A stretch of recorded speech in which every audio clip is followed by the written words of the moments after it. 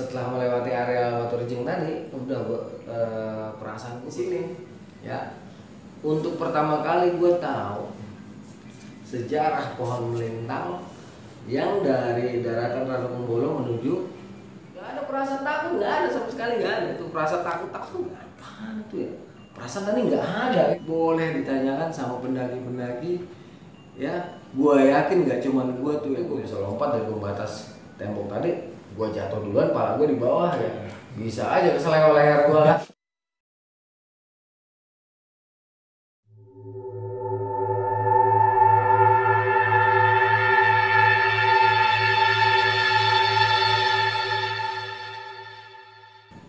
Assalamualaikum warahmatullahi wabarakatuh. Selamat datang di channel kami, kumpulan cerita horor yang akan membuat kita semakin mengerti bahwa sesungguhnya kita berdampingan dengan mereka. Balik lagi bareng gue Saputra. Kali ini gue lagi main ke rumah seseorang yang akan menjadi narasumber pada kesempatan kali ini. Siapa lagi kalau bukan legend kita, Bang Arya Sena. Halo, kabar Bang? Alhamdulillah sehat. Ketemu lagi nih kita nih. Iya, alhamdulillah. Baik, langsung saja, inilah dia kisahnya.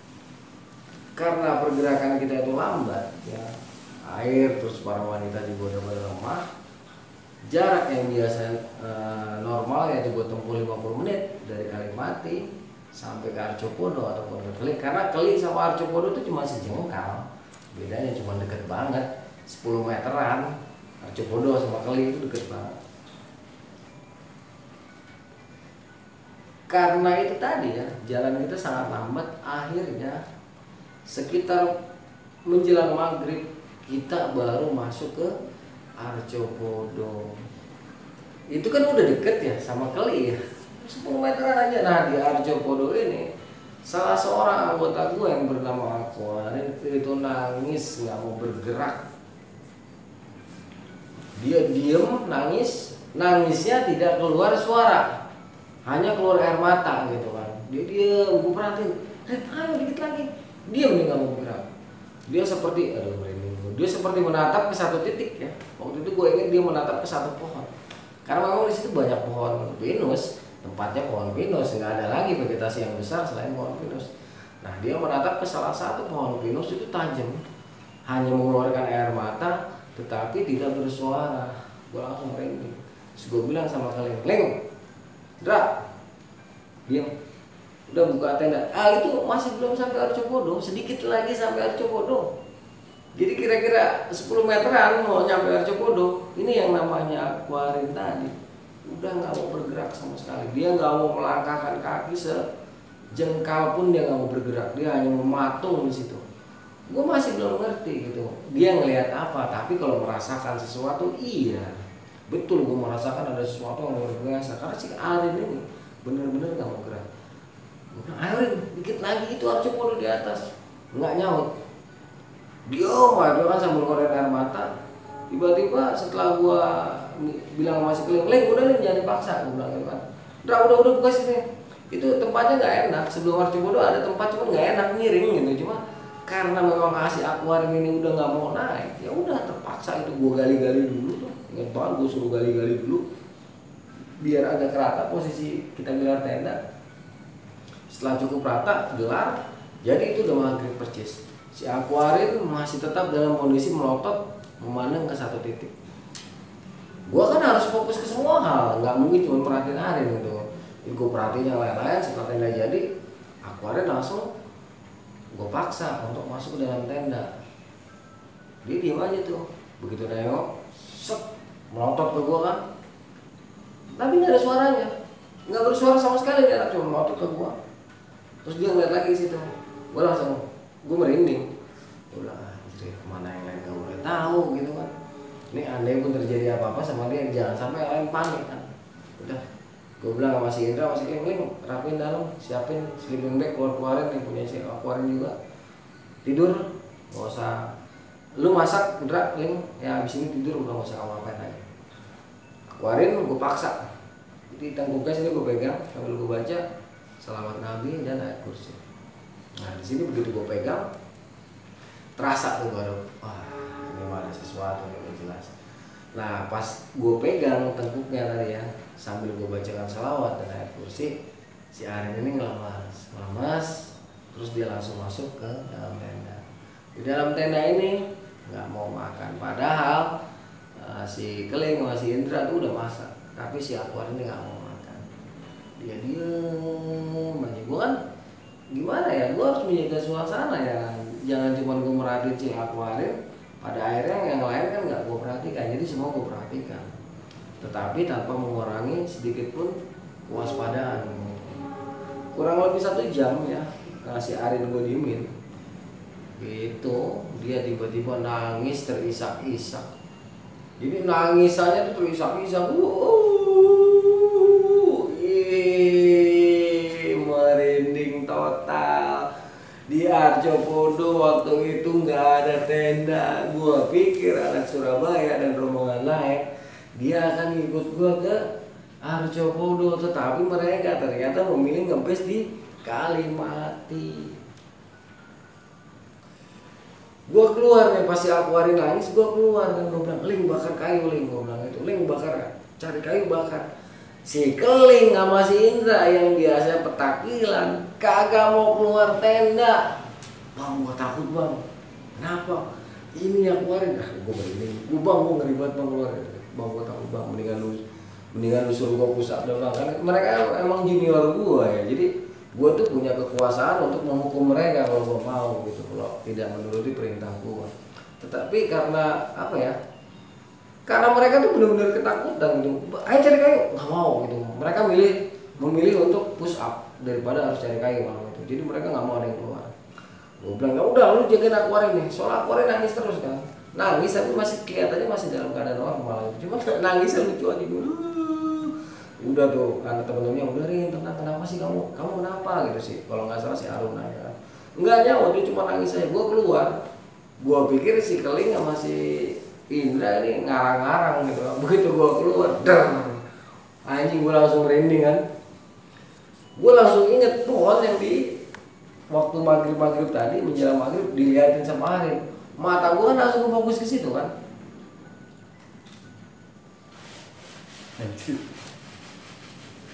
Nah di pohon itu ya, di tempat si Aquarin melotot ya, itu kembali lagi-lagi sosok penampilan wanita, tetapi tidak berpakaian klasik, tidak berpakaian putih. Ini dia menggunakan kemben gitu kan, kemben, tetapi posturnya tinggi banget gitu. Jadi bukan postur manusia biasa.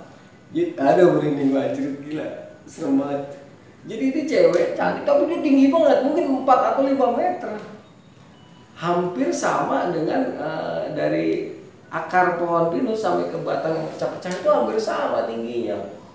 Kan udah gitu kelihatan jelas banget, padahal kan gelap banget kan. Dalam hati gue, pantes bocah gak ada yang berani keluar. Itu mata gue udah mulai sakit bro, mata gue udah mulai bengkak tuh.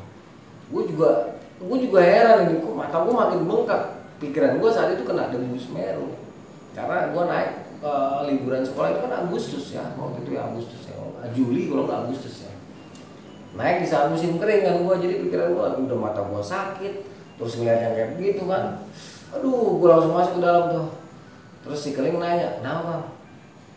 Nggak jadi, kayak gitu kan. Lu semua jangan ada yang keluar, udah diem di situ. Udah, Aquarin diem tuh, begitu masuk dia udah nggak nangis. Begitu udah nggak nangis, lampu waktu itu kan kita masih pakai lampu badai ya, lampu badai kan ditaruh di luar tenda. Jadi gue nyalain senter, gue briefing dulu dong anak-anak yang besok mau naik Semeru. Gue briefing masalah teknis dan persiapan kita di saat menghadapi jalur Semeru yang cukup ganas nih, dari Arjopodo sampai ke puncak. Di saat lagi asik-asik ngobrol kayak gini, Aquarin ngamuk, yang tadinya nangis ngamuk. Itu langsung mukul-mukul gua, nyakar-nyakar gua. Pokoknya intinya dia nggak mau naik Semeru, dia maunya di sini. Besok kalau kita mau naik aja, tinggal aja dia sendirian di sini. Dar, langsung kepala gua segede balon, gua ya ini mah jadi.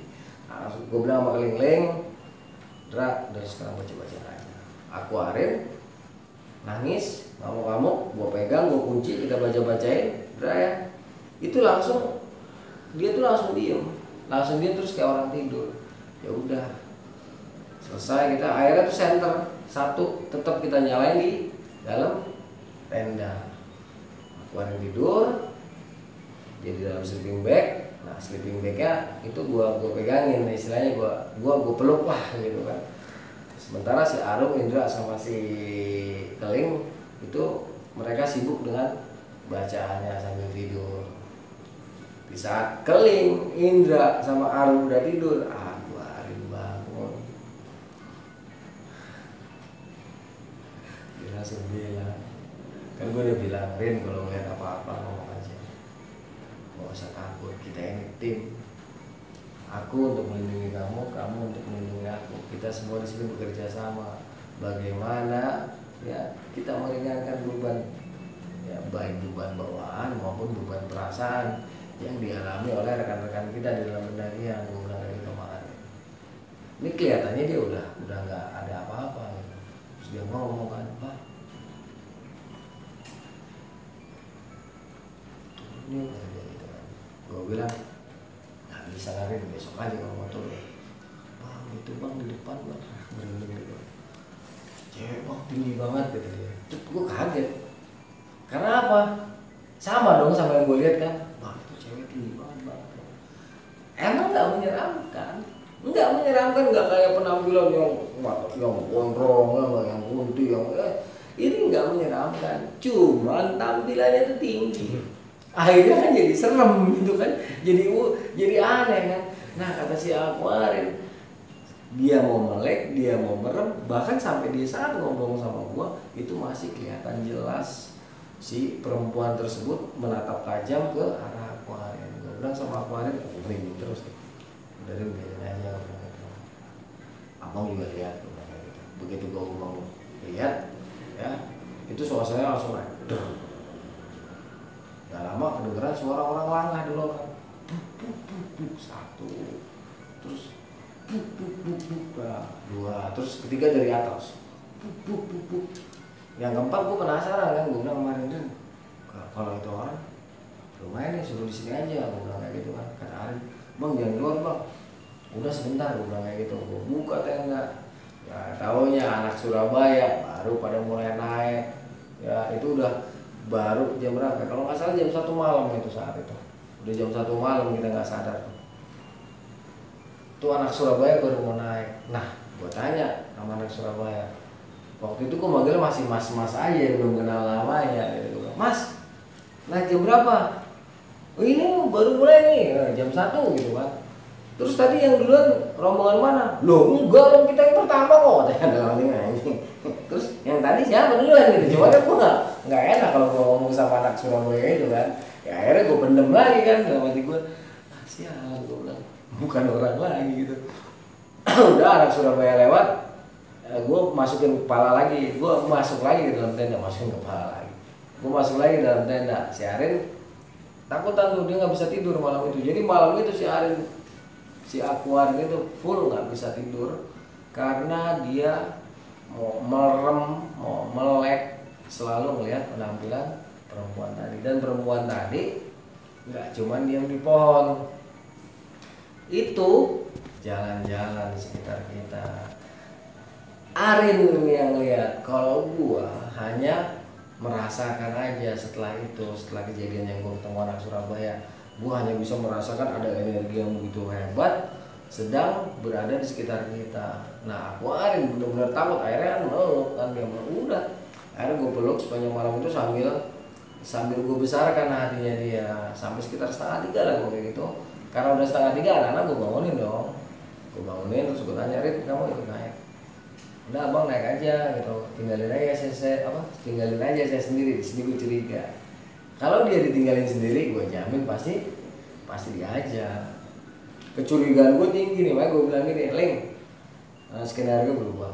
Sekarang yang muncak lu, Indra sama Arum. Ini tolong cewek satu si Arum jangan ditinggal-tinggal. Oh ya bang, udah sip.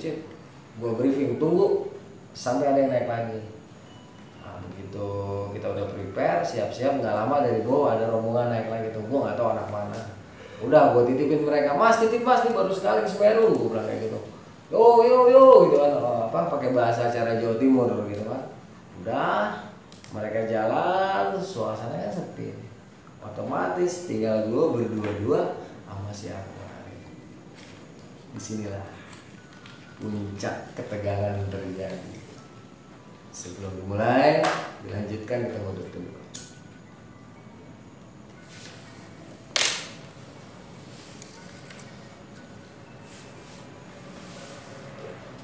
Sekitar setengah jam selepas kepergian Keling, Indra dan Arum, ya, suasana benar-benar sunyi, nyep, ya, betul-betul menggantung dan sangat menegangkan. Gua sama Arin posisinya udah duduk, nggak tiduran lagi. Jadi kita saling duduk hadap-hadapan di dalam tenda, sambil dengerin sesuatu yang luar biasa di sekitar kita. Gua dengar suara orang nyanyi, semacam sinden bernyanyi.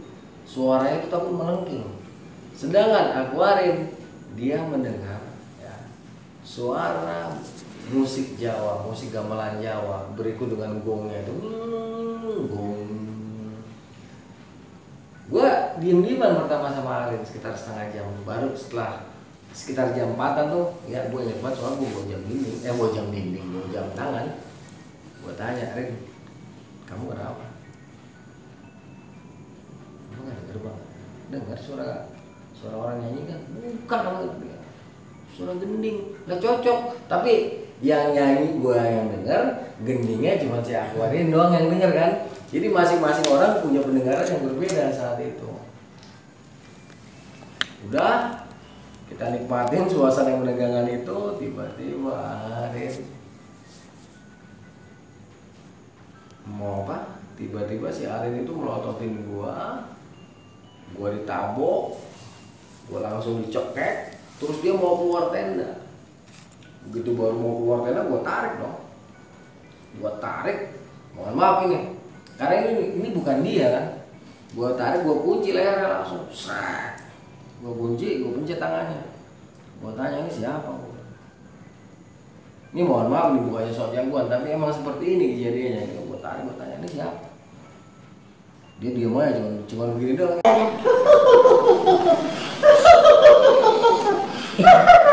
Nyawatnya begitu-gitu doang. Terus nangis.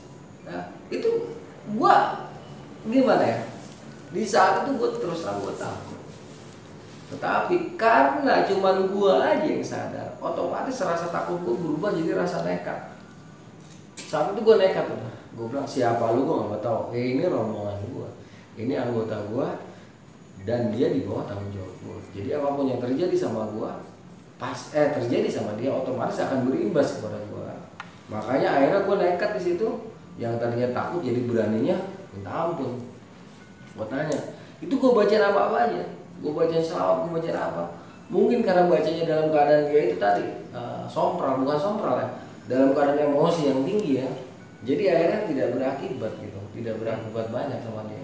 Dia terus saya kayak gitu sih Aquarium.